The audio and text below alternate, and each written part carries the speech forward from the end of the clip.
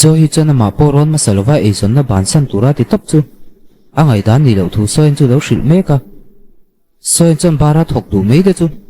makati thu hrilin college zom theina school kal le wat turin atia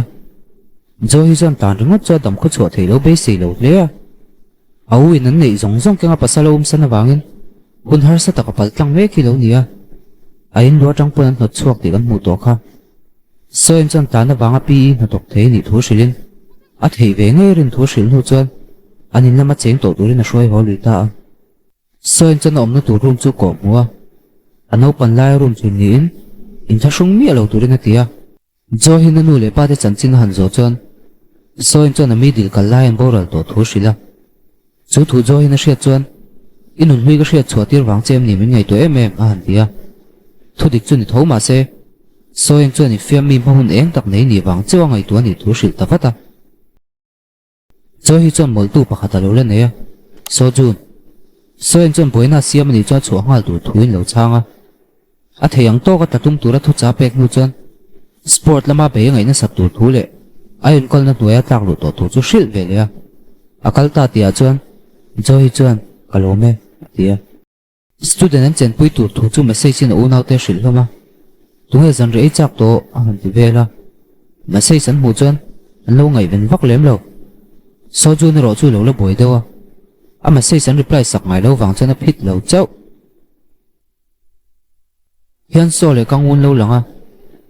zo so in ka ba hringai lo ve hian so chuan lo tia kang u chuan tingai hriat lo thei le lo ti ve bok hian so chuan mi dilang kal lai me che mel tha hriat vek thu thrilin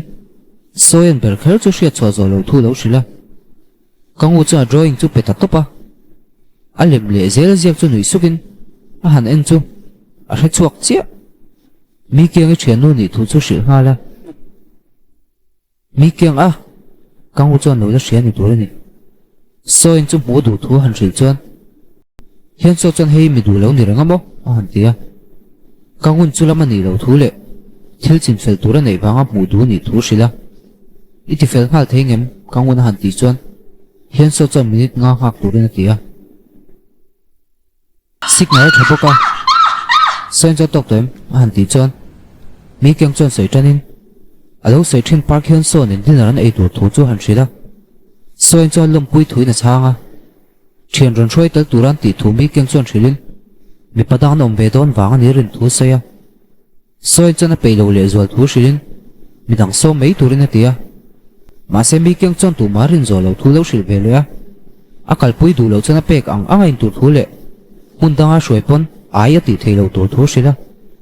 chuanin tuk zinga mi tui ne na han ti zel taka chuan soin chona dress ti tange nge a mi kyang chu nal takin che a soin chu lipstick han hnoi saka tum chuan bodyguard in lipstick an mamo lo thu lo hrila ma se mi kyang chuan mi paran hruai chu hmel that vak lo chuan anin koprem thei be sei wangin a hnoi sak ta thowa an vat hlen chuan hian so chuan hming in lo loma soin chuan a hming a hria chu makati hle a hian so chuan middle school lut ho an ni thu chu lo hril ta vata wain chu thit sak hloma mi kyang chuan kang u chan chin soin a danglam to thu hrila hian so chuan tin zel a han ti chuan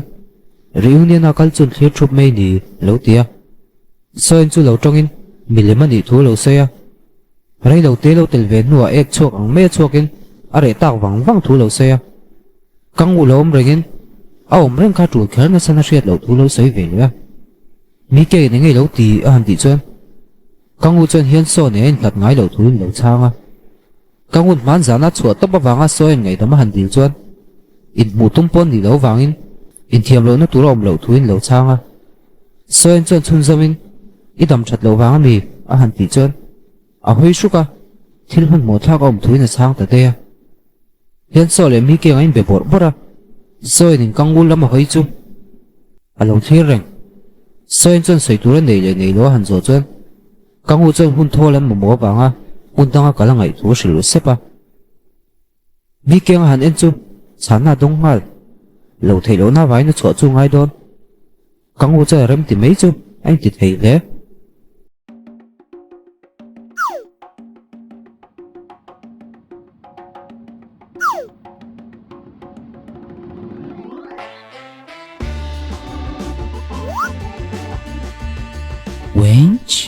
Kang un ngai zong in em han ti chuan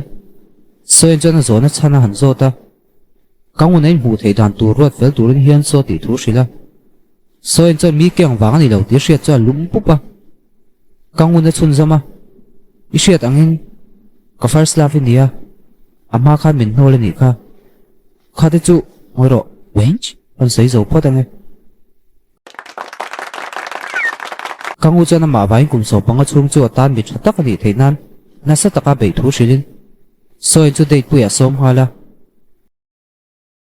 soin chu tir trai romantic feelings ani lo sum shima wang chuan e turin atia a chua san ta te ya nol nana ek chung chang mang khar chu kang u chu lung oi lo le a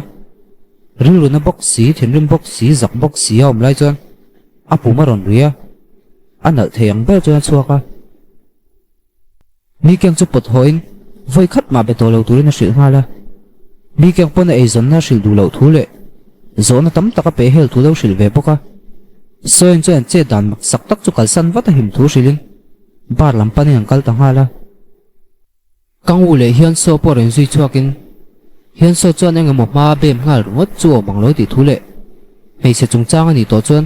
atlang ma ma thin chu lo hawa kang u chuan chhopuya som chu lom zok viau tura ngai lain vai ro tia chang chu lung oi lo thu hrila hian so chuan maka ti thu lo sei ve bok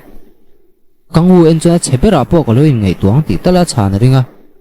kang u chuan a that tok thu sein tak cham nei an hriat to lo thu hrila hian so chuan thil a hre chuaka mi keng in kang u chu ho sak mel viau laia kar nei lo thu sei chu hrilin mi ten kan kar ziramin te khen thin thu hril nu chuan atu ka kar le ngal turin atia hian so chuan chunzom lein a ho sakna pho chuan hu chuan a du thei me ringa a zuna wai ta mo tia chuan then mak turin atia kang u pon lo ngei ve lak lo to wangin than ti tlang le so jun pon in a thleng chia tu man lo om lo chu sat e alu chu lo sume ka chu ti lai na ram hoi phim en kha ngai tu nau nau bok at le u na lo thlan chuan a hu phur le a rang lu tu at lewin atlan chok ngala living room la ma theng phei chu me se tho ma hre tat me lau chung chung chuan han pan naya zo hi chuan headphone ngai tha chuin extra lo la mek hi nia so jun chuan u ni takin tin a mingin a aw vaka ma se chan na dong si lo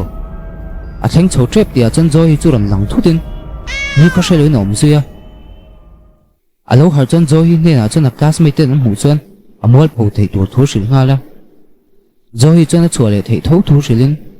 hi boy lova room lama om char char tu thu hril poka school lam lo langa so jun chu mei cheu in mi dan lo e puya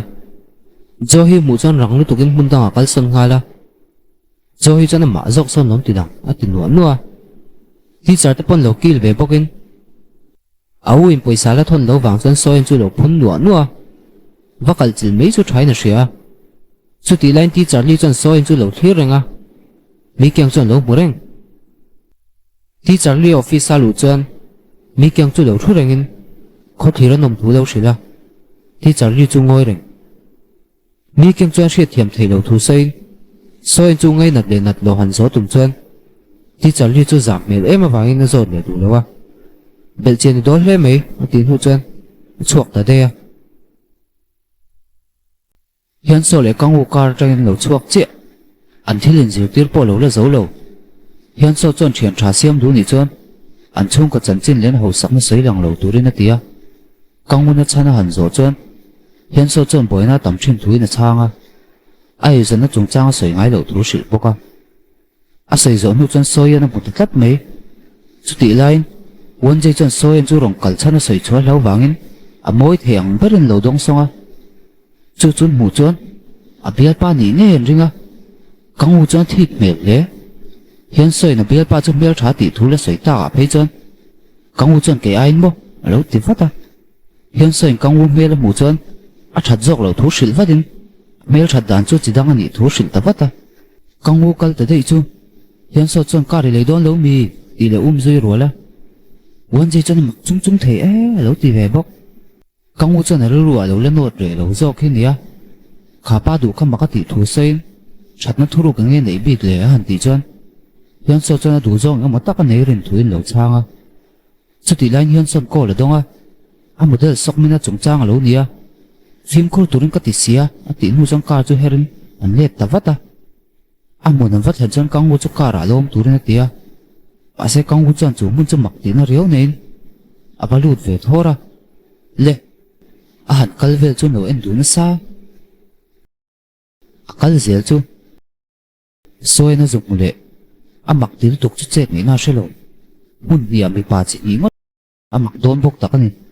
soin chon u chu paisa dil ve le hi lo nia apek vat lo chon mu nom siap tu thui na lo wang ve a hian soin kangwu om da na wa mu chon ngai that lo na ne nga la a han koi her chu om ziom lo a mai a khoi na ek chowang ani le ni lo han zo chon chang thei si lo chu ti lain soin chu lo hei chawa anom na mun na zero boka makti na tham po ni chu ti lain hian so pon ek che mi soi top ro ati zo chon na shoi chok ta nga la a thil muwa khan ai dan to khat chi om thei soin le mi kyang chon jogging an lo ne ya ri nang nge mi kyang bula chon ngai zong nia hria thu lo shila at kal zel chu jang mi an muwa soin chon a ma lo mu to wangin a pan na ya jang mi ba bek chon ni pon ji pe tu khai ni mo lo ti be boka a chung te ko le mo nu chunin bek ka du chon a kol sak thei thu shila ma se jang mi chon ngai lo thuin lo changa soin ni na ngai to tak tak ti hriat chon a lom le a bek chu la turin atia ma se soin chon du loin